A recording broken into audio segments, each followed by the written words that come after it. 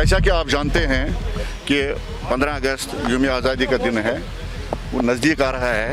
ये हसास तरीन इलाका है, Kothibagh area, Badsha bridge, MA road, residency road, ये हसास तरीन इलाका है।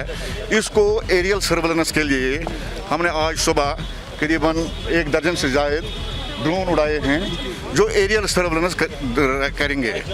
ये लगातार 15 तारीख तक रहेगा। अगर कहीं भी कोई भी मशकूक या कोई भी गलत चीज़ हमें दिखे तो ये रिकॉर्ड हो रहा है, इससे हम सर्वेलेंस बेहतरीन कर सकते हैं। बस इसका उड़ाने का मकसद और कोई नहीं है। इस MA रोड और residency road including Lal Chowk, Regal चौक, पोलो व्यू, बड़शा चौक, मैसमा, ये पूरा